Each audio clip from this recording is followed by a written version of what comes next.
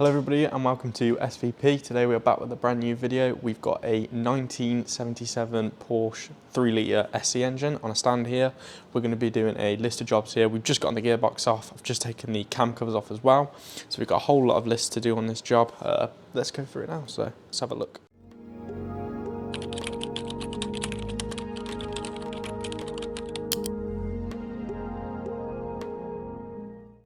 So this car actually came in with a main seal leak, so this is what we're looking at. I've cleaned up the gearbox surrounding area here, well the engine surrounding area, so this is where the gearbox is going to. So this is the main seal. As you can see, it doesn't look too bad because I've cleaned it, but there's a little cut out in the bottom here, which slowly just means it's dripping up and around the bottom of the engine, really making it all a bit messy at the bottom. So that's going to be one big job to sort out.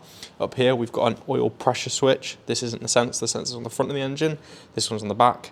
So this will put the light on your dash. So this has actually been leaking. There's quite a bit of movement in it, so we're pretty sure that's come loose, but that's that for that there. So hopefully we can sort out that oil leak and get it back up and running. Next up, we're going to be doing spark plugs on this engine. So these are the old ones. They're actually not too old, we're pretty sure, but it's always a good thing to do. The engine's out, good bit of maintenance. It's at least been 2 years, so good thing to change. We're going to put a new clutch in this. This again doesn't look too bad, but you can see it's starting to wear on these markers here. So it's always a good thing to change this, especially with it being such a big job to take your engine out. So we're definitely going to be doing that. The flywheel looks bad, but it actually isn't too bad. You know, the surface is still quite nice, still kind of where you want it for now, so it should last, you know, plenty of miles. And shouldn't have to spend the money on getting that done. But the big job that we're going to be doing is we're going to be doing the tappets on this car. So as you can see, these are the cam covers. We're going to be getting new cam cover gaskets for this. But over here we've got the tappets. Now I'm going to be going ahead and showing you how to do this job. So it's actually quite simple and also a very good maintenance things to do, especially with your engine being out. You can only really do it with your engine being out just because of the room. So I'm going to go ahead and show you how to do it all. So the first job to do on this, if we're doing the tappets, we've got to set it to TDC on cylinder number 1. So this is this cylinder here for us. So this is quite a simple job. All you have to do is go to the crank pulley and there's a Z1 marker on there. So what you have to do is get it to the line on the fan. So I'll try and show you it here. You can see a little mark on the fan there, and there's going to be a mark on top of the crank pulley. You have to look for where it says Z1, but what you also have to make sure is when you get it to that point, that number 1 rocker has got loose both the bottom and the top. Got to make sure it's definitely on TDC number 1, not on a different cylinder where both the valves are closed. So we're going to do that now, and I'll show you what to do next. So you can see there's a little red marker there. I don't know if you can see that too clearly, this camera's not focusing, but it is there, and then you just might see a little Z1 where it says it on the crank pulley. But also one way to check is these have a tiny bit of movement. You know, you won't feel a load, which is actually what you want. You don't want to feel too much. You know, it's only a small little measurement, which I'll tell you now. So next step is you want to get a feeler gauge, and you won't be able to read this because the light's not good. Maybe there a second. So you want to do is set it to 0.1 of a mil or 4 thou. So what you do is you take your feeler gauge and you want to check the top one and the bottom one. So what you'll do is you'll slide it up from the bottom here up into the cam carrier, sorry, and you should be able to slide it up, get a bit of movement here. Now what you do want to do is when you're doing this is also shake the rocker, and that way you should get zero movement when doing so, and that means you've got the right amount of clearance. So we'll go ahead and do that on all the cylinders, and I'll show you me doing it at the same time. So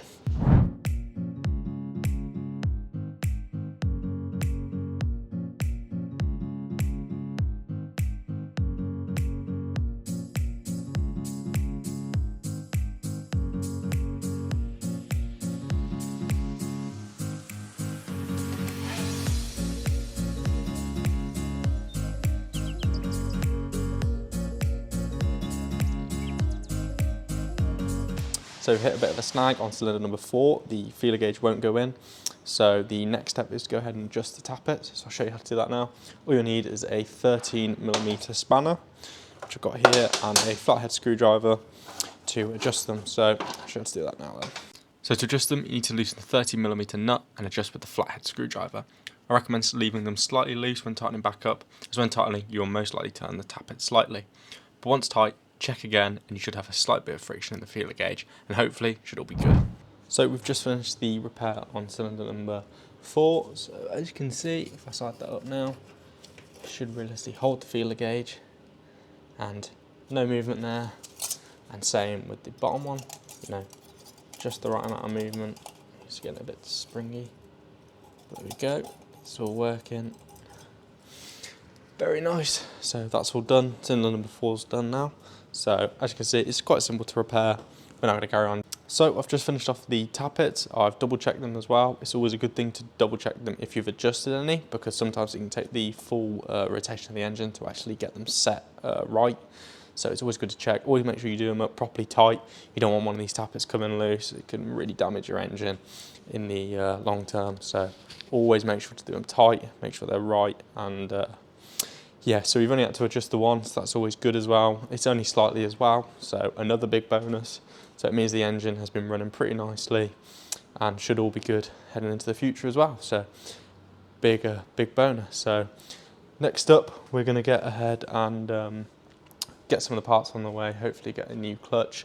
But in the meantime, I'm going to go ahead and clean up some of the bits and pieces that we've got here. So we've got the old cam covers.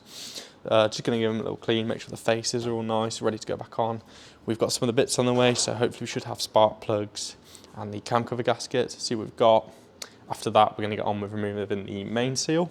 This can actually be quite a big job, so we're going to make sure this face stays nice and clean. We don't damage the crankshaft or anything at all, so it's just that seal's going to come out. So we've got to be really careful with that. It's a big job, so always make sure to take your time if you are doing a job like this. So yeah, so we're going to clean up a few bits and show you where we're at after that. So yeah.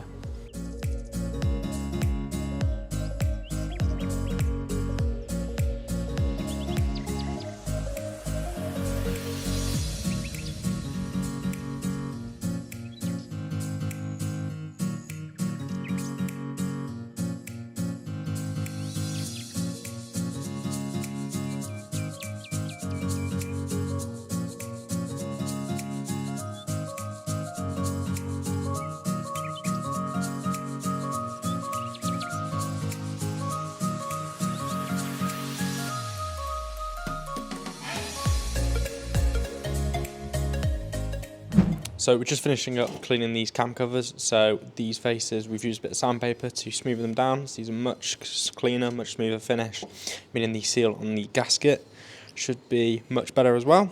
So it means reduced leaks and all that. So speaking of gaskets, we've just gotten some new top cover ones. So what I'm going to do is prioritise cleaning the top cam covers and get these fitted. We're going to coat these in grease, so that way we get a nice sealing sort of gasket on the cam covers.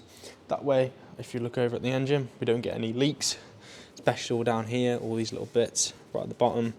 This is where it can all start creeping through these points. We're always going to clean up this face as well, especially on these bottom bits. We need these bits to be as smooth as possible, so that way we get a nice sealing face and no potential leaks. So I'm going to get on with cleaning up the top, finish off cleaning this one. This one's pretty much done. Then we're going to get on to doing the other top cam cover. So this one here, so we'll move on to that, then I'll get on with installing them. So.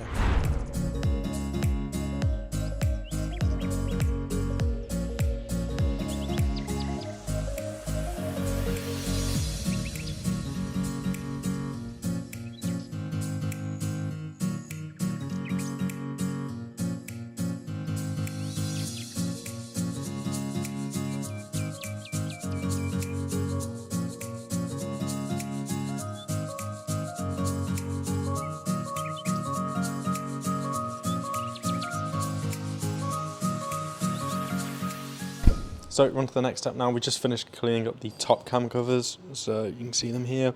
This face is much cleaner, much nicer. Should give us a nice little seal.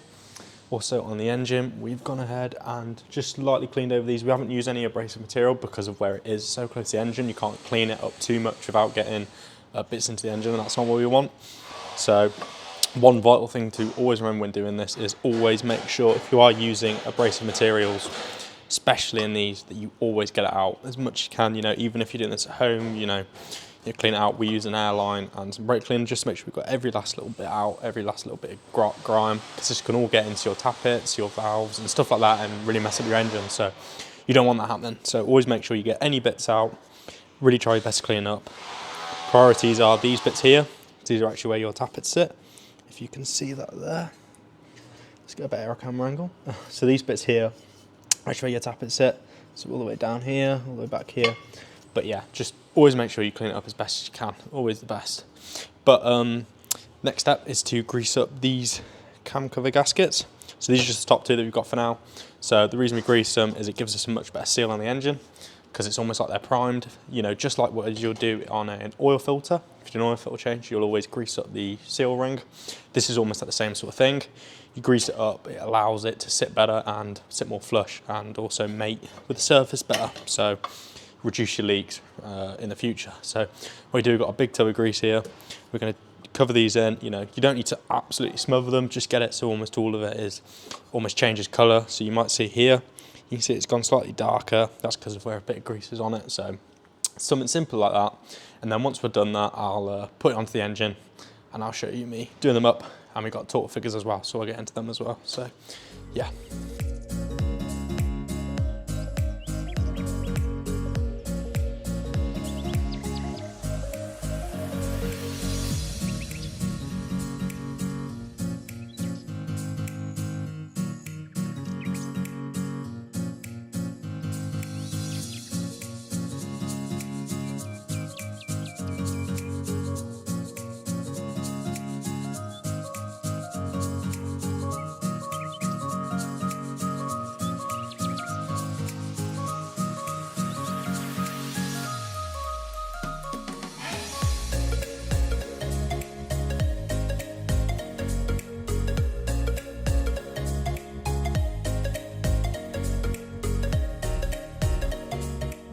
So just finished up fitting the cam cover gaskets, side and this side. So as you've just seen, one thing to always make sure when fitting these is they can get caught on these studs. Now, you've always got to be careful with this because obviously you want to get it down flush, but as doing so, this can get caught and basically can start to tear the gasket, especially if they're old. It tends to happen when you're actually removing them, not refitting them, but if you've just spent money on new gaskets, the last thing you want is to tear them, rip them and make them useless. So always just take your time in fitting them. You know, especially on the bottom where there's more studs as well. So again, just take your time, be even more careful with it. But next up is the easy job of fitting the cam covers. So what you do, take the cam cover, check it, make sure it's the right side, and slowly lift it up, and it should sit flush like that.